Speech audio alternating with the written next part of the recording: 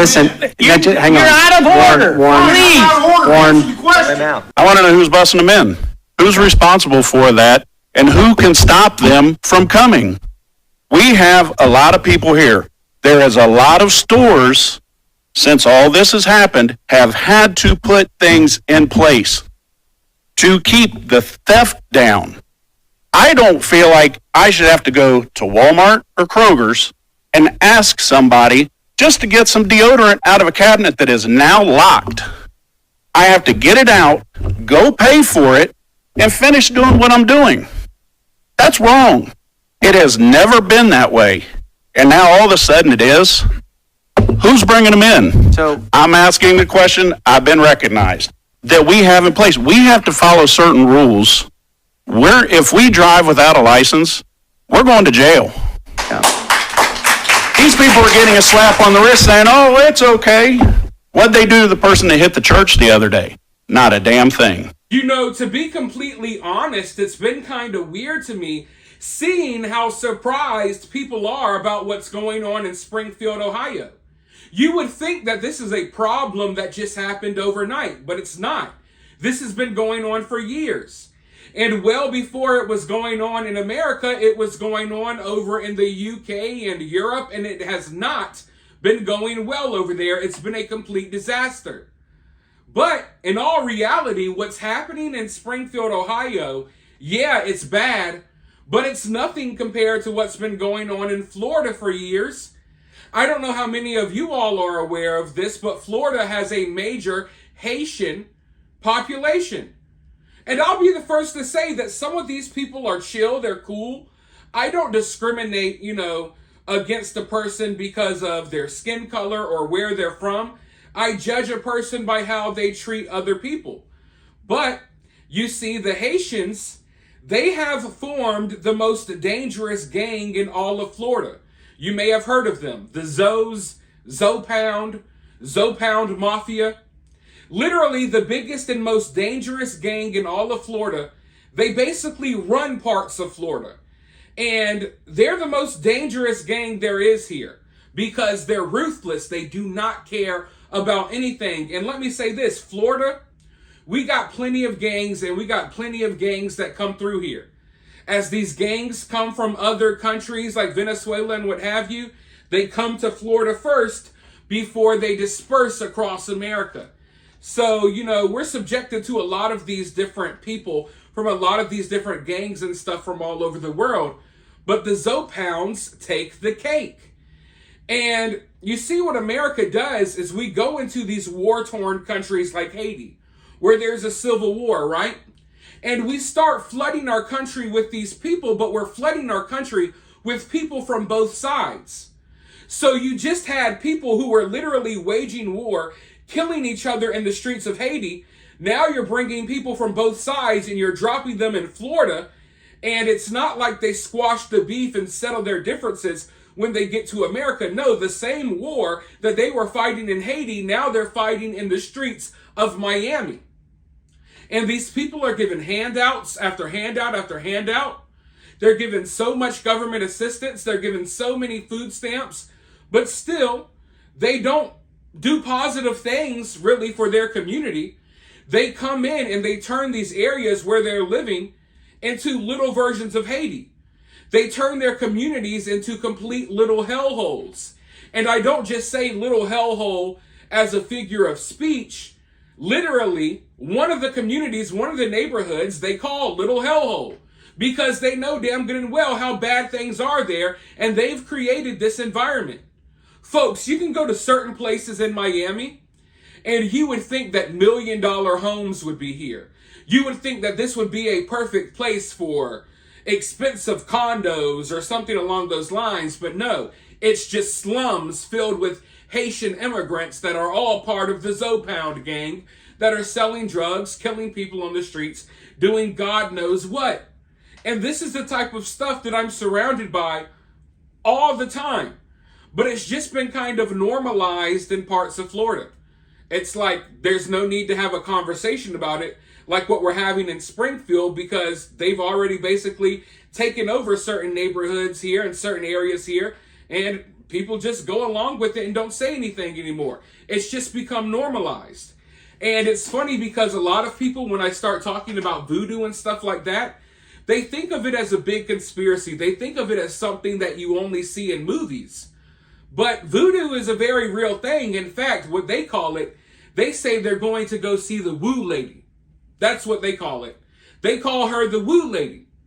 And these Zopounds and these other Haitian gangs, before they go out on a hit, before they go out on a lick, before they go out to do a job, they go to the woo lady. And they have black magic put on them that's supposed to make them invincible to gunshots or supposed to make them less likely to get arrested. Here in the streets of Florida, sometimes when these Haitians got beef with rival gang members, they go to the woo lady and they have her make freaking voodoo dolls and they put spells on people. It's real stuff, folks.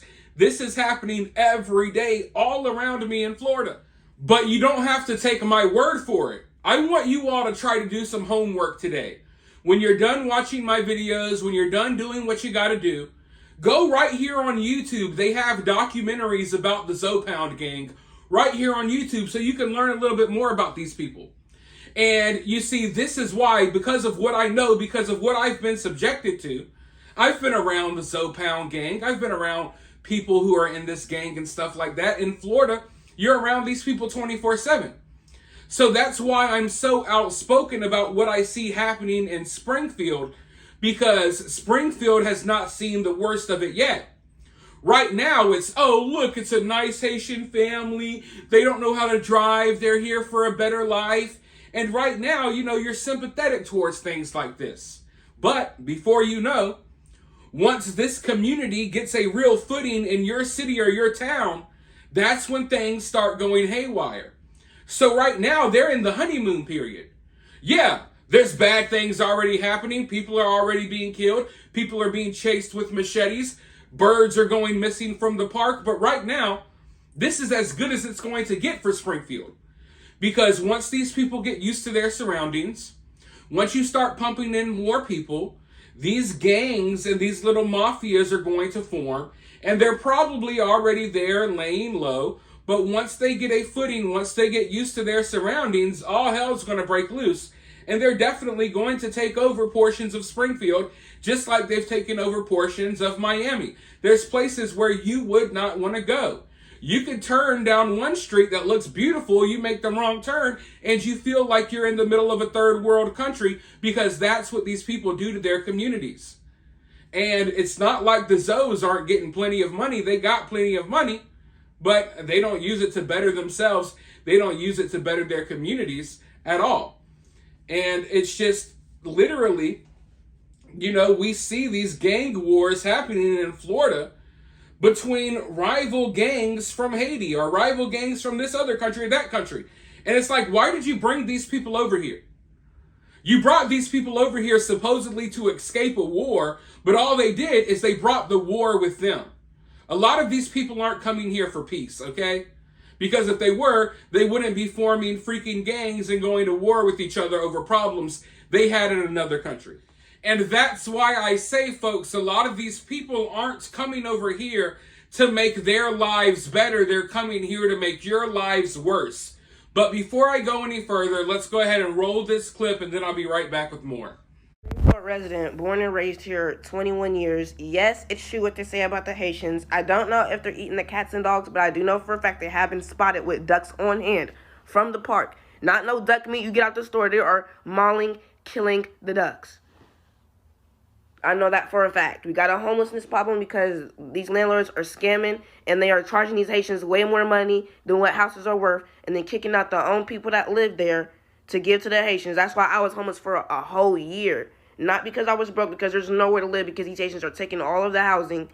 We don't have any homeless shelter right now. Everyone is sleeping in tents right now. Like, either you have to find someone to shack up with, or you're sleeping in a tent. Like, and then on top of that, like, they're very violent. They've been trying to snatch people up. One chased my brother down out his slides. It was in a church bus. They chased him in the church bus down the street all the way to our house that we was living in right before we got evicted out of it. A couple of them were spotted in Walmart taking pictures of girls and shit. They've been trying to offer these fake church flyers, and it's not a real church. Like, they're really trying to snatch you and sex traffic you. I even spoke to a whole Haitian the other day that there is some people from Haiti that were in gangs that are here in Springfield. Not all of them are bad, but there is a lot of them that are bad. It's not even safe for me to even walk down the street anymore. That's how bad it is. It makes me sad seeing the people of Springfield, Ohio speak out because they see the problem. They're acknowledging the problem. They're trying to get ahead of the problem. But they have no idea what's coming to them. Yeah, right now they have problems in Springfield that they're calling out. But I can assure you, these folks have no idea what's coming for them. You see, places like Florida, we're better equipped to handle these issues. For one, we got stricter laws. For two, I feel like there's more space, more area. And in Florida, they have a way of like dumping people off in a certain area and kind of just saying, hey, don't go to that area anymore. You know, hopefully you don't notice how this area just went to complete shit after we started dropping off these people there. That's kind of what they do in Florida. They kind of try to shuffle off certain communities to certain areas, and you go to certain places and you do not feel like you're in America anymore at all. But you see, the people of Springfield, Ohio, soon enough, the car crashes and the missing ducks and animals and stuff like that, that will be the least of their worries. I assure you, once these Haitian gang wars start in your community, the last thing you're worried about is the ducks at the park or the car crashes, okay? So the people of Springfield, Ohio are in for a rude awakening. And, you know, the media and politicians, they have a way of trying to, I don't know, make it as if these people who are coming to our country can do no wrong. They act like they're all complete angels, and the people who have a problem with it, they're the bad people. So they have a way of like, it's kind of like a Trojan horse. They act as if, oh, this is just a bunch of innocent women and children needing a better life. And they try to play on your emotions. They want you to feel sympathetic towards these people. And once you do, they got you by the hook. Once you start allowing this to go down, you allow your defenses to go down. You know what I mean? You're not as aware as what's going on because you buy into the narrative that these are all innocent, loving, caring people that just want to come here and support their families. You buy into that nonsense, and next thing you know, you're a victim, or your child's a victim, or someone you know is a victim. That's how this happens. And it's been happening in Florida for a very long time. It's been happening to the extent that it's not a news story. No one talks about it. It's just a reality of life. And Springfield, Ohio, in a place like Springfield, in this small town, you know, they can't afford for this to be a reality of life. Yeah, maybe we can handle it in places like Miami, where a lot of this madness is going down, but Springfield, Ohio can't handle the type of gang wars and crime activity that we're seeing in Miami, but it's coming there soon. I can guarantee you that, unless something is done. Unless something is done. But like I said, the mainstream media and politicians, they will continue to act as if they're just shipping in a bunch of angels, innocent angels over here, while demonizing actual Americans for pointing out the issues. But for now, I want you all to let me know what you think about this. Are you experiencing issues in your community? Let me know down in the comments below. Also, make sure you share this video. We got to get the word out. But while you're doing that, make sure you hit the thumbs up, subscribe if you haven't already, and I'll talk to you all very soon in the next one.